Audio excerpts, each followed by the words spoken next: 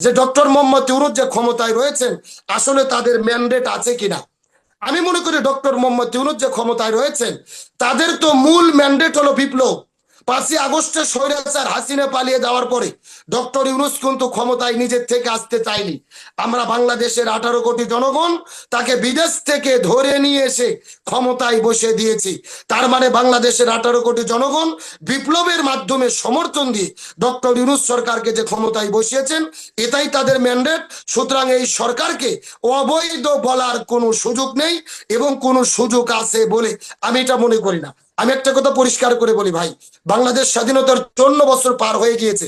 আমরা কিন্তু জানি, কিন্তু আমরা কিন্তু যেটা সমর্থনের এই কথা বলি। সরকারকে অন্তর্বর্তীকালীন সরকার হিসেবে মানুষ ম্যান্ডেট দিয়েছে। আপনি যেটা বলতে যাচ্ছেন, আপনার কথা যদি ধরি, এর চেয়ে বেশি সময় থাকাটা তো বৈধতার কোনো সুযোগ পাবে না, কারণ এই সরকার তো সরকার একটা কতটুকু নির্দিষ্ট সময় থাকবে উদ্দেশ্য। কতটুকু সময় থাকতে পারবে না আলোচনাটা অবশ্যই ভিন্ন, আমি সেই বিষয়ে পরিষ্কার করব।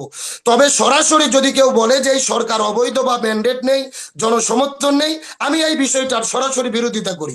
তার কারণ আমি যে বিষয়টা এই জায়গার মধ্যে পরিষ্কার করে বলি, স্বাধীনতার 54 বছরের ইতিহাসে আমরা যদি দেখি, আমরা যেটাকে ভোট বলি, আসলে ভোট মানে তো শুধু সিল না। ভোট শব্দের মূল শব্দার্থ কি, মূল অর্থ কিন্তু হচ্ছে সমর্থন। এই সমর্থনটা সিলের মাধ্যমে হতে পারে, মৌন সমর্থনের মাধ্যমে হতে পারে।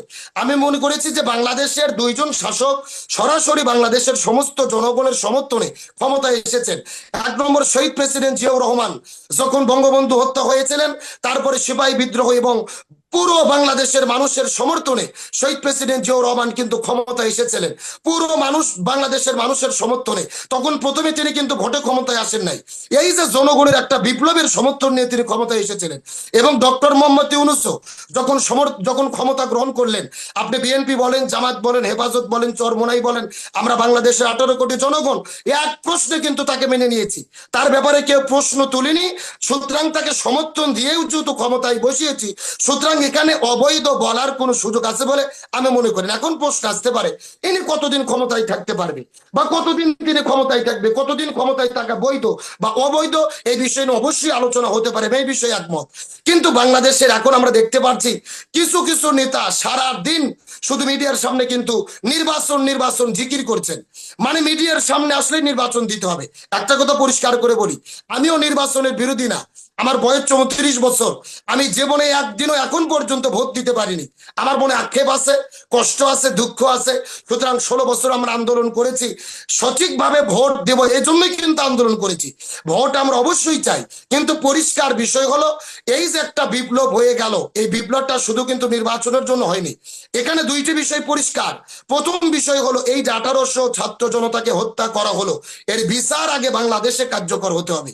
2 নম্বর, আজকে যে রাষ্ট্র ব্যবস্থা গত 16 বছরের স্বৈরাচার যেভাবে ধ্বংস করে অতল গহ্বরে রেখে গিয়েছেন, এটাকে সংস্কার না করে যদি আমরা নির্বাচনের পথে যাই, এই নির্বাচন ফলপ্রসূ হবে না।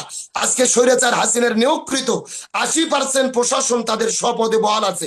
আজকে সেগুলো পরিবর্তন না করে, সংস্কার না করে যদি আমরা নির্বাচন দেই, কোনো মতো একটা হেলাই ঠেলাই নির্বাচন করলেই যে নির্বাচন সুস্থ হবে, সুন্দর হবে, এটা ভাবার কিন্তু কোনো সুযোগ নেই।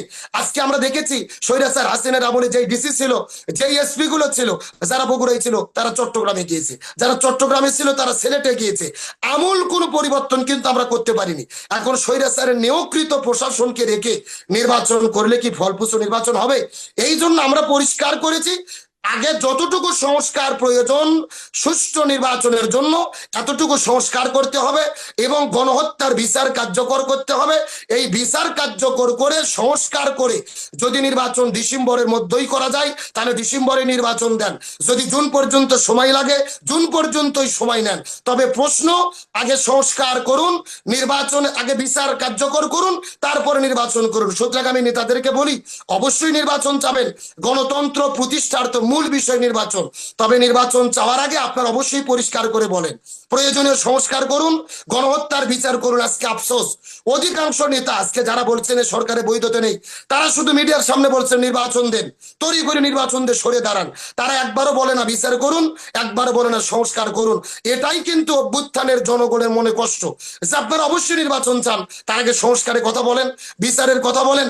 আরেকটি বিষয় বলি, যে সরকারকে অবৈধ বলা হচ্ছে, আমি মনে করি ডক্টর ডক্টর মোহাম্মদ ইউনূস সরকার যে ক্ষমতায় রয়েছে সম্পূর্ণ ইসলামিক পদ্ধতিতে, ইসলামী শরিয়া পদ্ধতিতে ডক্টর মোহাম্মদ ইউনূস ক্ষমতা গ্রহণ করেছেন।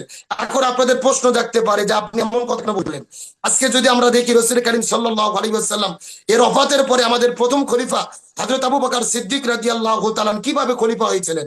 রাসূলের ওফাতের পরে সমস্ত জনসমষ্টির সমর্থনে, মৌন সমর্থনে, মৌখিক সমর্থনে আবু বকর রাদিয়াল্লাহু তাআলা কিন্তু খলিফা হয়েছিলেন। একই রকম যদি আমরা লক্ষ্য করি, বাংলাদেশের স্বৈরাচার হাসিনা পালিয়ে যাওয়ার পরে বাংলাদেশের 18 কোটি জনগণের মৌন সমর্থনে ডক্টর মোহাম্মদ ইউনূস ক্ষমতা গ্রহণ করেছেন। সুতরাং ইসলামিক পদ্ধতিতে এবং গণতান্ত্রিক পদ্ধতিতে যদি ধরেন, সেই দিক থেকেও শতভাগ কারেক্ট রয়েছেন। সবার সমর্থনে ডক্টর মোহাম্মদ ইউনূস ক্ষমতা নিয়েছেন। সুতরাং এটাকে অবৈধ বলার কোনো সুযোগ নেই। তবে নির্বাচনের ক্ষেত্রে আমরাও নির্বাচন চাই, তবে তার আগে বলি প্রয়োজনীয় সংস্কার করুন, তার আগে বলি আপনারা বিচার করুন।